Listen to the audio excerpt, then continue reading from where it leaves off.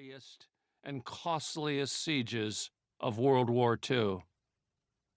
For the next 5.5 months, in his cockpit of backlit knobs and dials, my father flew approximately 75 missions, roughly 175 hours of logged time, most of it at night, off of what was named Southfield on Iwo.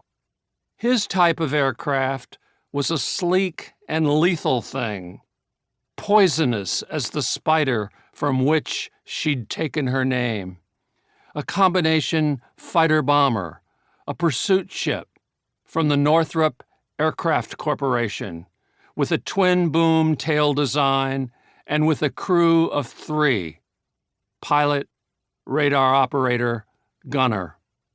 She was the first operational warplane of World War II to have been built specifically as a night fighter, powered by her double Wasp 18-cylinder engines and armed with her 50 caliber machine guns and 20-millimeter cannons, and not least, rigged with state-of-the-art radar detection equipment sealed in her nose.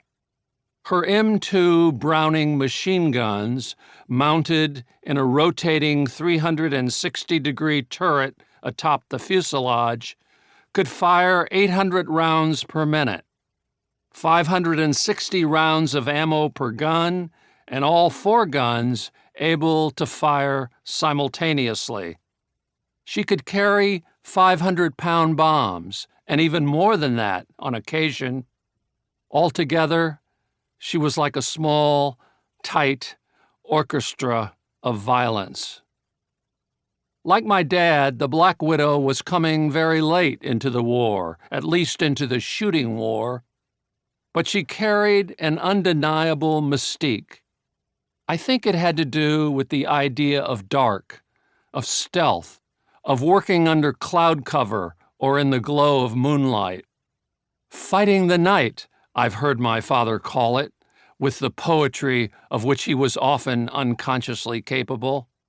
I have his old flight records, as well as a 2-inch stack of other documents that were in his military file at the National Personnel Records Center in St. Louis.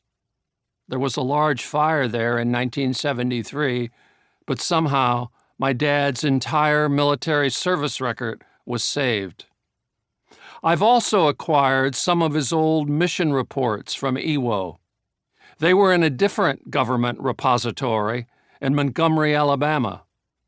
For so many reasons, I am terribly saddened that my dad is gone, and not least because I can't ask him all I long to know, as a son, as a writer, about sultry days on Iwo and freezing nights at 10,000 feet and so many other aspects of the war that no amount of documentary record, regardless of how rich, could ever impart.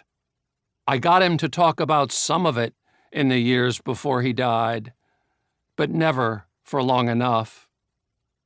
Once, I got to accompany him to a night fighters reunion in Orlando, where I met some of his old squadron mates, including the CO, the commanding officer. That was in the 1980s. If a lot of it was paunchy old men drinking a little too much and telling their mythologized war stories, that's not all it was. You can't imagine how happy I was to hear your old man was going to be here, somebody said, collaring me close, whispering it in my ear. I could hear the choke in his voice. It was the last night at the big banquet. The speeches were going on way too long. The AC wasn't working very well. When my dad and I were slipping out early, the same collaring voice issued a command. "Help your dad with that coat." I have my yellowing notes from that reunion, but they're still just notes. What I really long to hear is my father's voice. I've got his voice on one old, scratchy cassette tape, and it's further...